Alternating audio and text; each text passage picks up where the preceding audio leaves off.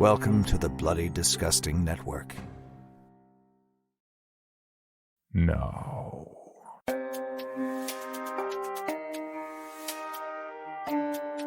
This is Creepy, a podcast dedicated to sharing the most famous, chilling, and disturbing creepypastas and urban legends in the world. Whether these stories truly happened or are simply fabrications is for you to decide. These stories may contain graphic depictions of violence and explicit language.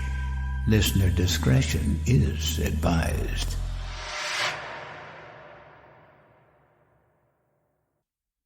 Creepy presents The 31 Days of Horror, Day 16, Compost, written by Carolyn O'Brien and narrated by Nicole Goodnight. In her dream, they were hiking along a trail. The sound of twigs were snapping beneath their feet. But when she glanced down, she saw that they were walking on delicate bones. And somehow, she knew that they were in a cemetery. Tiny animal skeletons could be seen tangled in the leafless underbrush. Jake hoisted himself onto the sturdy limb of a tree. He reached down and grasped her by the wrist, and her fingers wrapped around his before he effortlessly lifted her off of the ground. They sat side by side. All around her, rodent skulls hung from nearby branches like pieces of fruit. She was reluctant to jump down for fear of crushing the fragile remains scattered below. Then, a sudden gust of wind caused her to rock backwards. Clara's body jerked, and when she opened her fluttering eyes, she discovered that she was teetering on the edge of the mattress. She threw back the comforter, stretched, and then looked over at Jake. He was still fast asleep. Pushing herself up and swiveling at the same time, she stood and shuffled to the bathroom while she ran her fingers through her dark, pixie-cut hair. After she brushed her teeth, she pressed the lever down to stop the running water, then peered into the mirror over the sink. Her eyes drifted to the sticky note on the edge of the glass. She and Jake were scheduled for a photo shoot in a few hours, and the address was residential. She almost never went to a stranger's house for a gig, but she and Jake would be together. What could possibly go wrong? Earlier that week, the couple attended a meet and greet at the beer garden. It was an event where local artists and models could mingle. The room swarmed with local photographers, painters, and sculptors, and those eager to be in the focal point of the artists' next creations. Halloween was coming up, and the place was decorated accordingly. While she stood at the bar waiting for the fuzzy navel she had just ordered, her attention wandered to Jake. He was chatting with a cute young woman in a wheelchair. The bartender recaptured Clara's attention by nudging her hand with the glass, and she took a sip from the swizzle stick. When she turned back around, Jake was looking at what she assumed was a business card, and the woman was trundling through the crowd towards the door. She took another sip and sashayed up next to her man. Jake handed her the card. He hesitated, giving her time to read it. He said that Morgan, the young woman he was speaking with, was there representing her father, Hank Smith, a photographer. Morgan had been the subject of many of her father's photos. Mr. Smith wanted to create a fictitious landscaping business brochure to include in his portfolio. Morgan said Jake had the look her father was looking for. Clara would like to have spoken to the woman too and looked again at the card in her hand. Last week she would have given Jake a handful of reasons not to go, but recently she made a commitment to him that she would try to be more spontaneous and carefree, less skeptical and analytical. She looked up at her boyfriend. He seemed really excited, so she simply asked if she could go with him, although they both knew that the question was more of a requirement. 2 days before the shoot, Jake confirmed the details over a phone call, and the following Tuesday, the team got in the car, gave a high five, and were on their way. The car slowed as they approached the gravel clearing on the side of the road. The address was burnt into a thick piece of wood attached to a wooden stake. The stake had been plunged into the ground near a chunky plastic mailbox. They parked to the left of the red pickup as instructed and walked along the path that led to the house. "Don't go walking down Lover's Lane with anyone else but me," Jake sang. It was a Glenn Miller orchestra song that his grandfather sang to his grandmother. Clara giggled and squeezed her partner's hand. Withered brown and gold leaves crunched beneath their feet as molting trees towered on either side of the trail. Clara recalled her recent dream and the skeletal fragments that were strewn about. She observed the rotund tree trunks that forked into solid, gnarled limbs, each branch sprouting twigs like a network of wires dangerously tangled. She shuddered, and Jake asked her if she were cold. She replied that she was just thinking how much more eerie the path would be if it were dark outside, but in actuality, she felt spooked by the entire scene. She had to stop perceiving everything as an omen because life was about taking chances.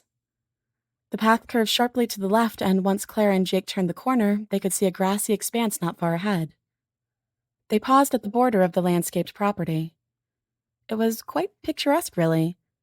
A patio decorated with bamboo furniture bordered by a ranch-style home. A seamless concrete walkway cut through the meticulously mowed lawn like a frozen stream through a golf course.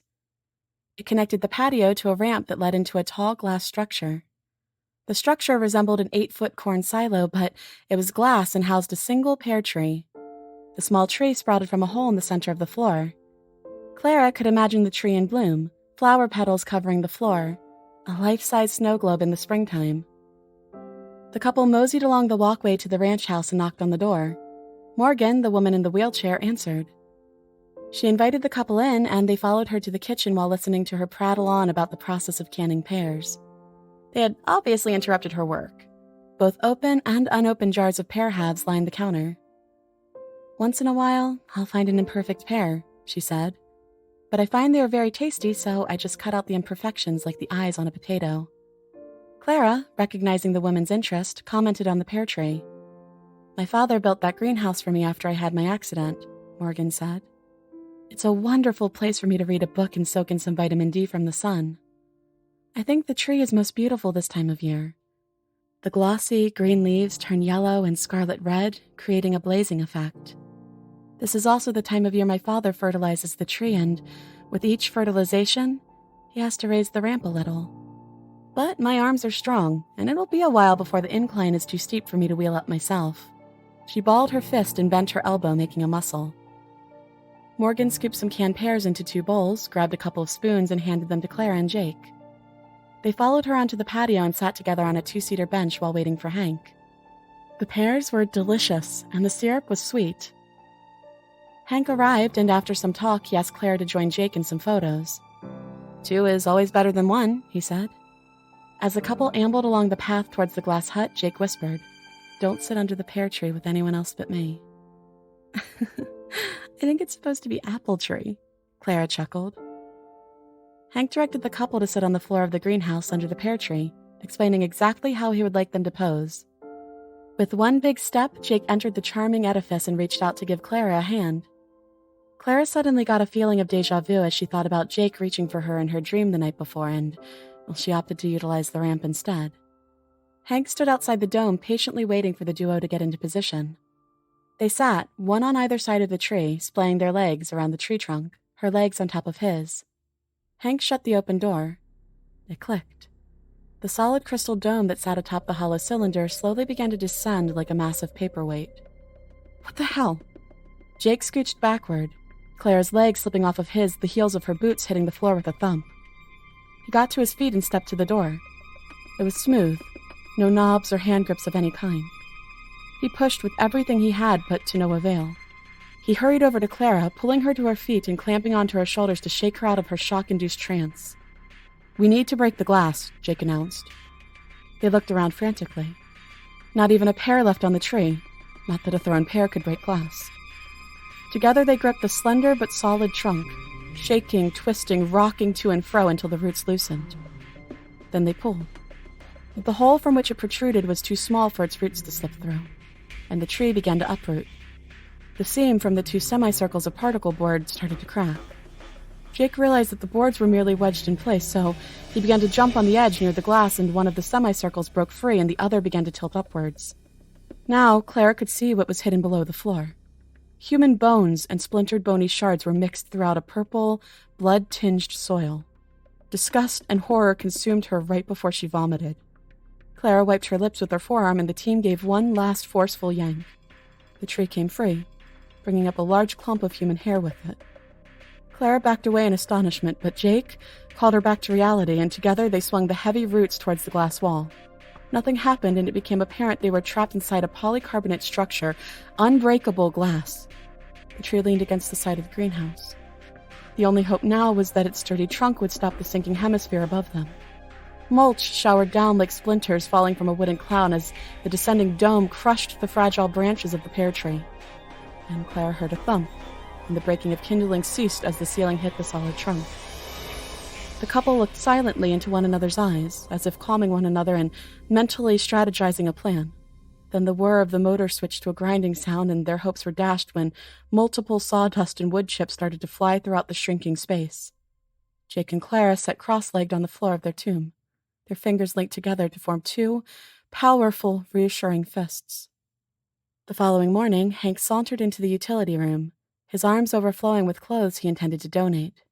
He paused near a bin and lifted the hinged lid with his foot, then dropped the bundle inside. He gave the lid a nudge and it dropped, but did not close completely. Women in their damn fashion boots. He sat on the lid and secured the latch. Then he picked up the bucket containing the pear tree he purchased 3 days earlier.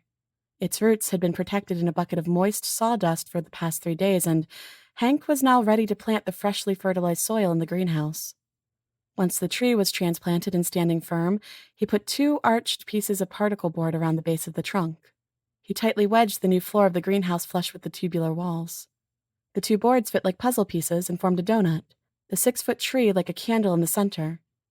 Hank hopped onto the lawn. He pulled a tape measure from his pocket and proceeded to measure the height for the new ramp.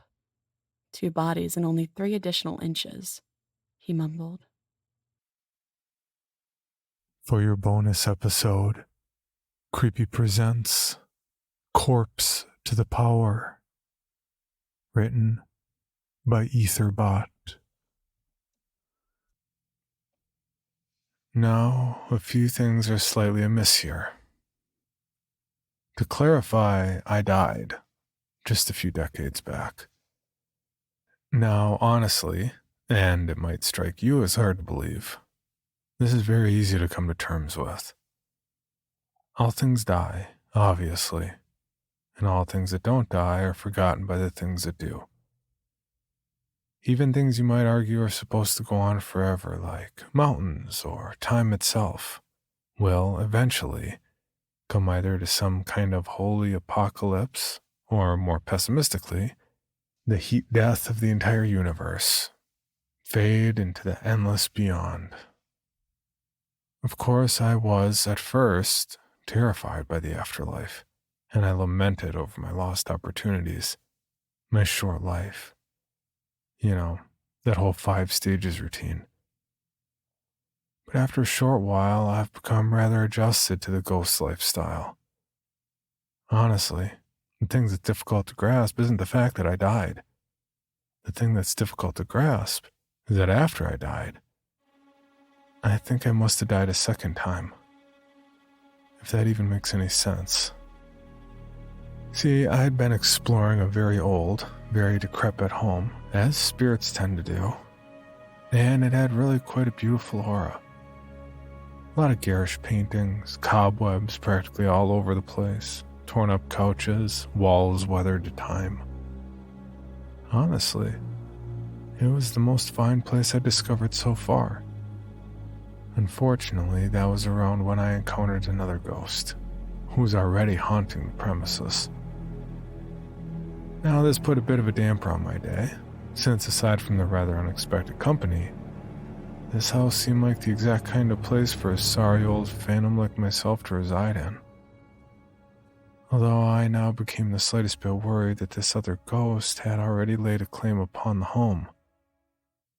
I approached the other specter, a rather unsightly-looking man with a beard and a trucker's cap, with only the best of intentions, to ask him, quite frankly, whether this was his haunt or if he was just passing through.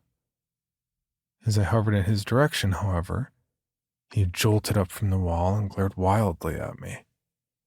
He seemed upset, but before I could lay down some explanation to reassure my compatriot, he pulled out a small handgun and shot me.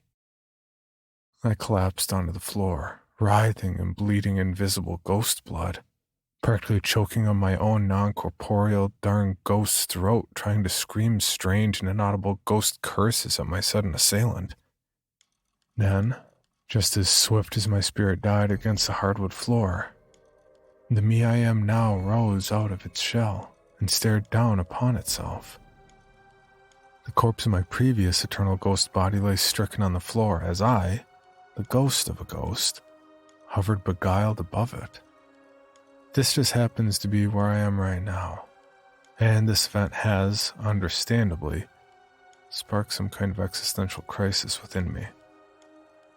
And, stupid as I happen to be, I'm so dumbfounded and absolutely smitten by what, from every sense and angle, appears to be the very dead body of a ghost, that I'm promptly shot yet again, by what must surely be the ghost of some idiotic and insane maniac with a taste for firearms. As I yet again rose from my ghost's corpse squared, another puzzling dilemma fluttered weakly into my mind. As I've surely been struck before by vehicles and other forms of deadly or generally dangerous implements as a ghost, how now is that blasted gun in the hands of my bewildered housemate able to murder me with only a simple bullet? The only answer, and I do admit this answer fills me with absolute dread and a sense of cold bemusement, is that the very gun he fired upon me with, not once but twice now, is not in fact a physical gun one might purchase at some local and very much mortal gun shop. It surely has to be the ghost of a gun, held in the hands of the ghost of a gun wielder. Now this raises any manner of questions, many of which I don't feel liable to ask, nor do I suppose I have the answers to. But mainly, how on earth does a physical, and by all previous expectations non-sentient object, manage to, upon being somehow killed, release a ghost of itself into the world of the dead? Now, yet again, completely thick as I am, I swear I never do learn. I let the other ghost with the itchy trigger finger fire upon me yet again. Meanwhile, I've been completely lost in thought, contemplating the very reality I thought I knew. At this point, with a veritable dog pile of my ghost's corpses strewn across each other on the hardwood floor, I finally lose my temper. "Just what do you think you're doing?" I exclaimed to the other ghost, who lets up for a moment and gives off the slightest look of exacerbation. Quite a pitiful look, in all honesty. Before I might reconsider my tone, however, he goes and shoots me yet again, square in the stomach, then flips back up into my head. "This is where I draw the line," I proclaim groggily, rising as yet another spirit, looking again at the pile of dead me's on the floor. Steaming mad, I begin to march over to the man, or at least hover in a way mostly evocative of such a march. The sort of march you might do to intimidate a misbehaving dog or frighten away a bird on the street, and strike him across the face with the back of my hand. He just lets out the most miserable cry and drops the gun across the floor. "Now what'd you go ahead and do that for?" I speak up to him, barely letting out my manner of speaking. Just like a child might ignore a parent, he simply stares dumbfoundedly at the gun on the floor. After a moment or two, he finally takes a step forward and tries to get at it, though I react rather quickly and pin him to the wall. "I meant to ask you what you shot me for," I proclaim, half nonsensically. Finally turning his eyes up upon me, he lets out a slow sound like a hollow man, then begins to nearly cry. "I just don't understand," he exclaims, only barely understandable. "I shot you so many times. Why, I even shot myself so many times. But so far, every dang soul I try to kill only comes back again as a ghost." He holds up his hands in a weak symbol of a finger pistol. "How do you suppose that makes any sense?" Presently, I'm astounded by what he says. I push him back into the wall and step away. Unfortunately for me, though, he slides through the wall gracefully, for he is a phantom.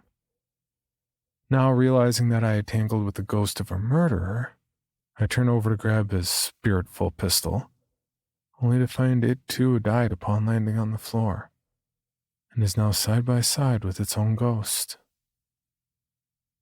I shudder at the sight. For even more from Creepy, including how to submit your own story for consideration, please visit creepypod.com. You can also follow us at CreepyPod on social media and YouTube. All stories told on this podcast are used under license and may not be rebroadcast or distributed without the express prior written consent of the story's author. Please contact us at creepypod@gmail.com for further information on obtaining the rights necessary to rebroadcast or distribute a particular story.